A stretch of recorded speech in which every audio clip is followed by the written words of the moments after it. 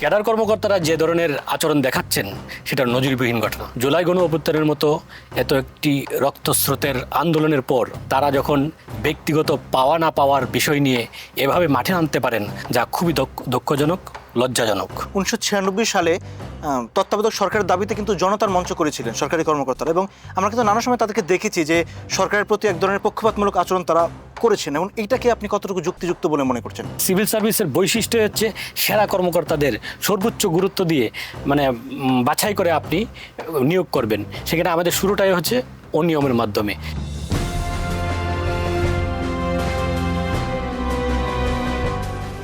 উপসচিব পদে পদোন্নতি ঘিরে গোলটেবিল বৈঠক, মানববন্ধন, এমনকি সমাবেশেরও ডাক দিচ্ছেন সরকারি কর্মকর্তারা। দিয়েছেন কর্মবিরতির হুঁশিয়ারিও। একদিকে প্রশাসন ক্যাডারের কর্মকর্তারা, আর অন্যদিকে বাকি 25 ক্যাডারের কর্মকর্তাদের জোট। কিন্তু প্রশ্ন হলো, সরকারি কর্মকর্তারা কি এভাবে আন্দোলন করতে পারেন? Welcome to star views room. আপনাদের সঙ্গে আছে আমি সাদি মোহাম্মদ। সরকারি কর্মকর্তাদের এসব পাল্টাপাল্টি কর্মসূচি বিষয়ে কথা বলতে আমাদের আজকের আলোচনা আছেন দ্য ডেইলি স্টারের সাংবাদিক বাহরাম খান। বাহরাম, আমাদের আজকের আলোচনা আপনাকে স্বাগত। অসংখ্য ধন্যবাদ আপনাকে। ম্যাডাম, প্রথমে আমরা যে বিষয়টা আপনার কাছে জানতে চাই যে আমরা দেখছি যে সরকারি কর্মকর্তারা পাল্টাপাল্টি কর্মসূচি দিচ্ছেন, তারা কি এভাবে আন্দোলন করতে পারেন? এবং আমরা সামাজিক যোগাযোগ মাধ্যমে কিন্তু দেখছি এক ধরনের কাদা ছোড়াছড়ি চলছে। সার্বিক বিষয়টি নিয়ে আমি আপনার পর্যবেক্ষণটি জানতে চাই। প্রথমত কথা হচ্ছে, সরকারি কর্মচারী এই ধরনের কর্মসূচি প্রদান করতে পারেন না, কোনোভাবেই পারেন না। বিশেষ করে ক্যাডার অফিসাররা, যারা রাষ্ট্রের সবচেয়ে দায়িত্বশীল জায়গায় থাকেন। বিশেষ করে আমরা এখন গ্রেড ভিত্তিক বলা হয়, কিন্তু বলতে সহজ হয় যে প্রথম, দ্বিতীয় এবং তৃতীয়, চতুর্থ শ্রেণীর কর্মচারী সরকারি চাকরিতে আছেন। এর ভিতরে তৃতীয় এবং চতুর্থ শ্রেণীর কর্মচারীদের বিভিন্ন আন্দোলনের বিষয়ে মাঝে মধ্যে এই ধরনের চেষ্টা দেখা যায়, সেগুলো নিয়ন্ত্রিত থাকে। বাট এইবার ক্যাডার কর্মকর্তারা যে ধরনের আচরণ দেখাচ্ছেন সেটা নজিরবিহীন ঘটনা।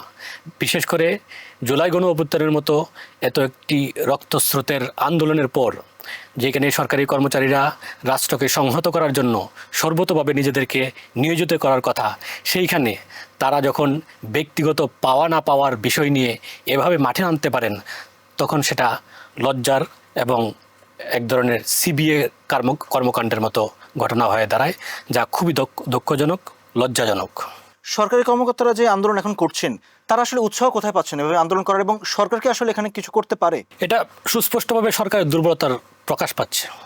সরকার সবসময় কঠোর হস্তে তার জনগণের স্বার্থে ক্ষমতা প্রয়োগ করেন, কিন্তু এই সরকার দায়িত্ব নেওয়ার পর প্রায় শতভাগ মানুষের সমর্থন নিয়ে যে শক্তিশালী অবস্থান তৈরি করে যাত্রা শুরু করেছিল, তার অনেকটাই ম্লান করে দিয়েছেন সরকারের এসব শীর্ষ কর্মকর্তারা। 26টি ক্যাডার রয়েছে বর্তমানে বাংলাদেশে। তারা এই সরকারের হাতকে শক্তিশালী করার জন্য যেভাবে কাজ করার কথা, তার চেয়ে বরং ব্যক্তিগত পাওয়া না পাওয়া নিয়ে আন্দোলন করে সরকারকে দুর্বল করে দিচ্ছে। আর সরকার এই বিষয়টাতে শক্ত পদক্ষেপ নিতে পারছে না। আমি যদি উদাহরণ দিয়ে আপনাকে বলি যে, এই সরকার যাওয়ার পর প্রথমেই যাচাই বাছাই ছাড়া যেভাবে উপসচিব, যুগ্ম সচিব এবং অতিরিক্ত সচিব পদে পদোন্নতি দিয়েছেন, তা প্রশাসনের আরেক নজিরবিহীন ঘটনা। এটা কোনোভাবেই উচিত হয়নি, যে কারণে অনেক স্পটের অফিসার ও পদোন্নতি পেয়ে তারা বেপরোয়া আচরণ দেখানো শুরু করেছেন। সেই দেখানোটা সরকারকে আরও বিপাকে ফেলেছে, যেটা আপনারা দেখেছি যে ডিসি নিয়োগকে কেন্দ্র করে জনপ্রশাসন মন্ত্রণালয়ের একজন অফিসারের রুমে হাতাহাতির মতো ঘটনা ঘটেছে, যা সচিবালয়ের ইতিহাসে ঘটেনি বলে আমরা কর্মকর্তাদের কাছে শুনতে পাই। সেই ঘটনায় একটি তদন্ত কমিটি গঠন করা হলো। সেই তদন্ত কমিটি আবার ত্রুটিপূর্ণ তদন্ত প্রতিবেদন জমা দিয়েছে, যে প্রতিবেদনের মাধ্যমে কোনো ব্যবস্থা নেওয়া হয়নি। এই যে একের পর এক সরকারের এক ধরনের ঢিলেমি, এই সব কারণেই পরবর্তী পর্যায়ে বিশেষ করে এগুলো করেছে হচ্ছে প্রশাসন ক্যাডারের কর্মকর্তারা, যে কারণে দীর্ঘ আগে থেকে এই 25 ক্যাডারের কর্মকর্তারা তাদের বিভিন্ন সুযোগ সুবিধা নিয়ে যে আন্দোলনের মধ্যে ছিলেন, সেটিকে আর উস্কিয়ে দেওয়া হয়েছে। আর সেই উস্কিয়ে দেওয়ার ক্ষেত্রে জনপ্রশাসন মন্ত্রণালয় এবং ক্যাবিনেট ডিভিশন যেহেতু শক্ত পদক্ষেপ নিতে পারেননি, তাই এটা সরকারের দুর্বলতা হিসেবে প্রকাশ পাচ্ছে। অনেকে কিন্তু দাবি করেন যে প্রশাসন ক্যাডারের কর্মকর্তারা বেশি সুবিধা পান। হ্যাঁ, এর আগে এই ঘটনা কিন্তু মামলা হয়েছিল এবং আদালত রায়ও দিয়েছেন। তো তাহলে কেন তারাও মাঠে নামলেন? আমরা আসলে নেপথ্যের কাহিনীটাও জানতে চাই আপনার কাছে, বিস্তারিত যদি আমাদেরকে বিষয়। এইখানে একটা ইন্টারেস্টিং ঘটনা হচ্ছে, জুলাই আপরাইজিংয়ের এই ঘটনাকে বিশেষ করে পুলিশ ক্যাডারের কর্মকর্তারা সবচেয়ে, পুলিশ শুধু ক্যাডার না, পুরো পুলিশ বিভাগটাই ব্যাকফুটে চলে গিয়েছে। তারা প্রায় ফাংশন করেনি কয়েকদিন, এবং সবচেয়ে বেশি চাপে পড়েছে। সেইটার সঙ্গে নির্বাচনী কার্যক্রমে নেতৃত্ব দেওয়ার ক্ষেত্রে প্রশাসন ক্যাডারের কর্মকর্তারাও এক ধরনের কোণঠাসা অবস্থায় ছিলেন। কিন্তু উপসচিব পদে পদোন্নতিকে কেন্দ্র করে জনপ্রশাসন সংস্কার কমিশনের পক্ষ থেকে যে প্রস্তাবের কথা বলা হয়েছে, সংস্কারের কথা, চিন্তার কথা বলা হয়েছে, সেইটাকে কেন্দ্র করে প্রশাসন ক্যাডার এখন আবার নিজেদেরকে একটা ঐক্যবদ্ধ জায়গায় নিয়ে আসার জন্য শক্তি প্রদর্শনের চেষ্টা করছে। এটা এক ধরনের তাদেরকে নিজেদেরকে রিভাইভ করার চেষ্টা। কিন্তু আমার কথা হচ্ছে, যত কিছুই হোক, প্রশাসন ক্যাডার কর্মকর্তারা বেশি সুযোগ সুবিধা পায়, এটাও সত্য। এটা সত্য এই ক্ষেত্রে যে প্রশাসন ক্যাডারের কর্মকর্তারা তাদের পদোন্নতির ক্ষেত্রে ব্যাচ ভিত্তিক যেভাবে পদোন্নতি পান, সেটা অন্য কোনো ক্যাডারের প্রায় অন্য কোনো ক্যাডারে পান না। দু একটি ক্যাডারে পান, পুলিশ, ফরেন অ্যাফেয়ার্স, ট্যাক্স সহ দু একটি ক্যাডার এই পর্যায়ে যাচ্ছে। তো এই পর্যায়ে যাওয়ার ক্ষেত্রে অন্য ক্যাডারের কর্মকর্তারা দেখছেন যারা শক্তিশালী ক্যাডার, বিশেষ করে আর্থিকভাবে শক্তিশালী ক্যাডার হিসেবে অনেকে ইঙ্গিত করেন যে তারা আর্থিকভাবে শক্তিশালী, তাই তাদের পদোন্নতির বিষয়টাও প্রশাসন ক্যাডারের যারা শীর্ষস্থানীয় কর্মকর্তা থাকেন তাদের হাতে থাকে। তারা ওই দুই একটি ক্যাডারকেও পর্যায়ক্রমে সুযোগ সুবিধা দিচ্ছেন। বাট অন্য যে আরও বড় ধরনের ক্যাডার কর্মকর্তারা সংখ্যায় আছেন, তাদেরকে সেই সুযোগ সুবিধা দিচ্ছেন না বা পাচ্ছেন না। এই বিষয়টাই অন্যদেরকে ক্ষুব্ধ করেছে। আর নেপথ্যের কাহিনী যেটা বলছেন, নেপথ্যের কাহিনীর ক্ষেত্রে বড় একটা ঘটনা হচ্ছে, 25 ক্যাডারের কর্মকর্তারা অনেক আগে থেকেই আন্দোলন করছিলেন যে তাদের উপসচিব পদোন্নতির ক্ষেত্রে যেন শতভাগ পরীক্ষার মাধ্যমে হয়, সবাই সমান প্রতিযোগিতাতে ইয়াতে হবে, পদোন্নতি পাবে। আবার প্রশাসন ক্যাডারের কর্মকর্তারা বলছেন যে না, এই উপসচিব অ্যাভাব পদগুলো শতভাগ আমাদের, এবং আমরা এটা আমাদের এই ক্ষেত্রে যাওয়ার ক্ষেত্রে একমাত্র সুবিধা পাবো। বাট এটা নিয়ে আদালতে গিয়েছেন 25 ক্যাডারের কর্মকর্তারা, এবং সেই আদালত 75:25 যে রেশিও সেটাকেই বহাল রেখেছেন। তো এই বহাল রাখার পরবর্তীতে এই রায়টা এসেছে 2010 সালে অ্যাপিলেট ডিভিশন থেকে, অর্থাৎ সর্বোচ্চ আদালত থেকে। এরপরে আর এটা নিয়ে আদালতে আইনি মামলা চালানো সম্ভব ছিল না। এরপর মোটামুটি এটা ম্রিয়মাণ ছিল। বাট হাসিনা সরকারের আমলে 2017 সালে যখন উপসচিব পদধারীদের যখন গাড়ি সুবিধা দেওয়া হলো, যে 30 লাখ টাকার গাড়ির ঋণ দেওয়া হবে এবং সেই ঋণের প্রায় অর্ধেক পরিশোধ করলেই হয়, এবং প্রতি মাসে তাদের 50,000 টাকা করে ব্যবস্থাপনা খরচ দেওয়া হয়, সেইটার পর থেকে 25 ক্যাডারের কর্মকর্তারা আবার এই বিষয়ে নিজেরা সোচ্চার হন যে তাদেরকে জন্য এই ধরনের সুযোগ সুবিধা দেওয়া হয়। বাট হাসিনা সরকার তাদেরকে সেই সুযোগ সুবিধা দেননি। না দেওয়ার কারণে উপসচিব পদে পদোন্নতির ক্ষেত্রে আরও কোঠা বাড়ানোর মাধ্যমে 25 ক্যাডারের কর্মকর্তারা উপসচিব হতে চান, মূলত এই সুযোগ সুবিধাগুলো পাওয়ার জন্য।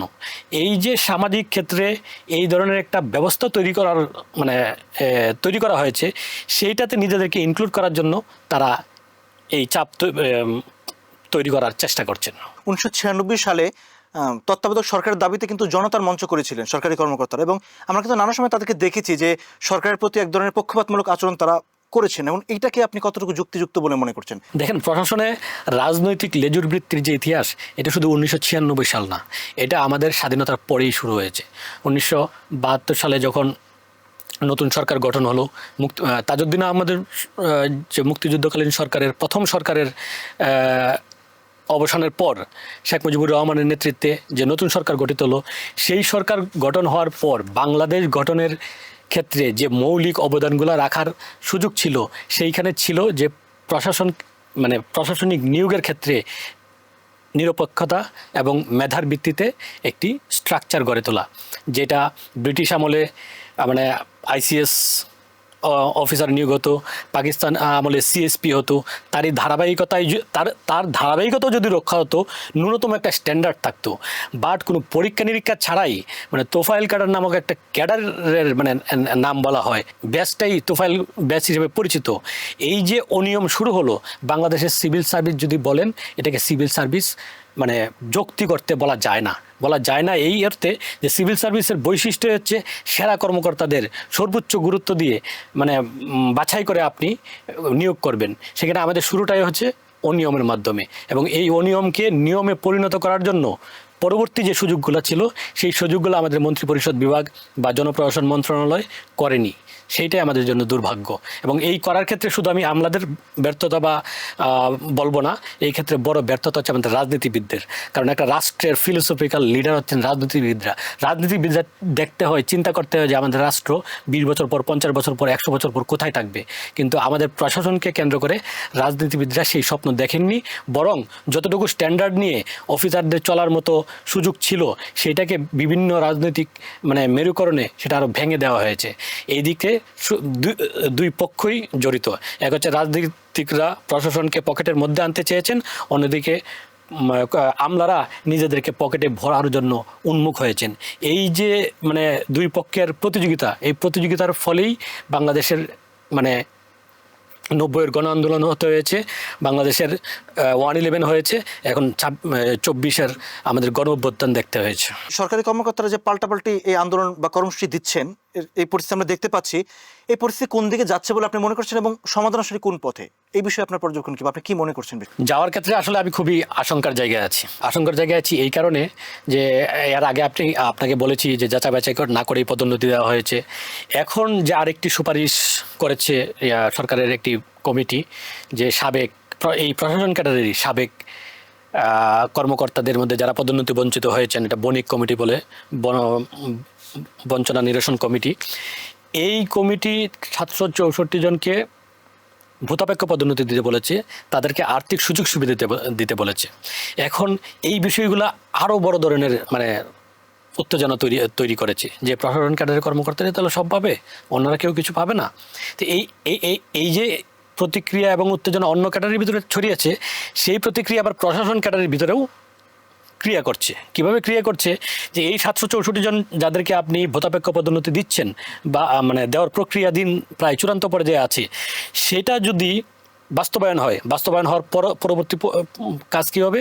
তাদেরকে আর্থিক সুযোগ সুবিধা দিতে হবে। আর্থিক সুযোগ সুবিধা পাওয়ার পরে এইসব কর্মকর্তাদের ভিতরে অনেকেই দাবি করবেন তাদেরকে চুক্তিভিত্তিক নিয়োগ দেওয়ার জন্য। তো চুক্তিভিত্তিক নিয়োগ দেওয়ার ক্ষেত্রে যারা প্রশাসন ক্যাডারে আছে তারাই খেপে পড়বেন, অলরেডি খেপার মধ্যে আছেন, আশঙ্কার মধ্যে আছেন। বিশেষ করে মাঠ প্রশাসনের যারা তরুণ কর্মকর্তা, যাদের সাথে আমাদের নিয়মিত যোগাযোগ হয় এবং কথা বলি, তারা এই বিষয়টা পছন্দ করছেন না। ফলে প্রশাসনের ত্রিমুখী একটা দ্বন্দ্বের আশঙ্কা আমি সামনে করছি। যেমন বর্তমানে যারা কর্মরত আছেন তারা স্বাভাবিকভাবেই তাদের উপরের পদ ক্লিয়ার দেখতে চাইবেন, তারা নিজেদের পদোন্নতি চাইবেন। বাট যাদের চুক্তিভিত্তিক যদি নিয়োগ দেওয়া হয়, তাদের কারণে আপনি এই বর্তমান কর্মকর্তারা উপরের দিকে যাওয়ার পথ বন্ধ হয়ে যাবে। এই যে এটা একটা বিষয়।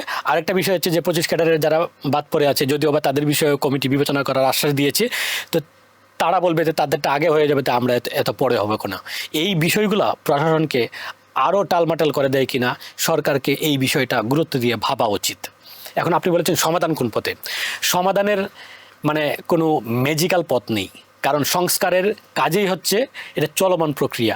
আপনি যদি একটা সংস্কারের টার্গেট নেন, সেই সংস্কারটা ঠিকভাবে মানুষের কাছে পৌঁছাতে, মানুষের কাছে দৃশ্যমান হতে কমপক্ষেও 5 থেকে 10 বছর সময় লাগবে। তো সেই সময়টার যে শুরুটা করা, সেই শুরুটার চেষ্টাটা আমি দেখি না। যেমন বর্তমান যে জনপ্রশাসন সংস্কার কমিশন করা হয়েছে, মাত্র 3 মাসের মধ্যে একটা কমিশন কিভাবে জনপ্রশাসনের এত গভীর মানে সমস্যাপূর্ণ বিষয়গুলোকে একই ফ্রেমে এনে প্রস্তাব করবে? আমার মনে হয় এটা সম্ভব না। শুধু জনপ্রশাসন কমিশন না, অন্যান্য কমিশনের মানে মেয়াদ বাড়ানোর চিন্তা করে কিনা আমি সেইটা দেখি। বাট আমি জনপ্রশাসন সংস্কারের ক্ষেত্রে আমার মতে আমি যতটুকু মানে এই ক্ষুদ্র আয়তন, আমার ক্ষুদ্র জ্ঞানে যতটুকু ধরে, বর্তমান যে সিস্টেম আছে সেই সিস্টেমকেই আপনার রাখা উচিত না। কারণ আমরা স্বাধীনতার পর এত বড় এক রক্তস্রোতের বিপ্লব, মুক্তিযুদ্ধের চেয়ে বড় ঘটনা বাংলাদেশে তো নাই, আর মানে অনাগত ভবিষ্যতে আসবে না বলে আমার বিশ্বাস। তো তারপরে আমাদের যে প্রত্যাশার প্রশাসন বাংলাদেশ গড়ার কথা ছিল, সেই যাত্রাই আমরা শুরু করতে পারি না। সেই যাত্রা শুরু করার সুযোগ এটা, সেই সুযোগের জন্য আমাদের নতুন করে শুরু করা উচিত। এই শুরু করার জন্য আমাদেরকে স্বপ্নে দেখে নতুন কোনো বাস্তবায়ন করার প্রয়োজন নেই। আমাদের আশপাশে অনেক ভালো উদাহরণ আছে। যেমন আমি যদি সবচেয়ে কাছের উদাহরণ হচ্ছে ভারত। আমি আদর্শ হিসেবে ভারতকে বলছি না, কিন্তু ভারত একটি অনেক বড় মানে যুক্তরাষ্ট্রীয় সরকার পরিচালনা করে। সেই সরকারকে মানে পরিচালনা করে যেসব কর্মকর্তা যেভাবে ফাংশন করে, সেই বিষয়টা তাকে আমরা শিখতে পারি। তারা মাঠ প্রশাসন কর্মকর্তারা মাঠে অভিজ্ঞতা নেন, সেটা কেন্দ্রীয় পর্যায়ে এসে নীতি নির্ধারকদের সহযোগিতা করেন। আবার যদি আপনি সিঙ্গাপুরের কথা চিন্তা করেন, তারা মাঠের কর্মকর্তাদেরকে আলাদা রাখেন, তারা মাঠেই কাজ করেন, অভিজ্ঞতা দেন। তাদের সেই যে আবার কেন্দ্রীয় পর্যায়ে সচিবালয়ে যারা কাজ করেন, তারা আলাদাভাবে কাজ করেন। কিন্তু আমাদের যে বর্তমান ব্যবস্থা আছে সেটা একবারই গুবলেট। যারা মাঠ প্রশাসনে কাজ করেন তারা সচিবালয়ে আসেন, তারা সচিবালয়ে এসে কাজ করে আবার বিভিন্ন দপ্তর সংস্থায় নিজেদেরকে জড়িত করেন। যে এই যে প্রক্রিয়া, এই পুরো প্রক্রিয়াটাই ত্রুটিপূর্ণ। এই ত্রুটিপূর্ণ প্রক্রিয়াকে সংশোধন করা উচিত এবং জনগণের জন্য উপকারের কথা চিন্তা করে নতুন প্রক্রিয়া প্রতিষ্ঠিত করা উচিত, যেটা মানুষকে তার কাঙ্ক্ষিত সেবা পাওয়ার ক্ষেত্রে সহজ করে দেবে। দর্শক, এই ছিল আমাদের আজকের আয়োজন। শিগগির আমরা ফিরবো নতুন কোনো বিষয় নিয়ে আপনাদের সামনে। ভালো থাকুন, সুস্থ থাকুন, ডেইলি স্টারের সঙ্গেই থাকুন।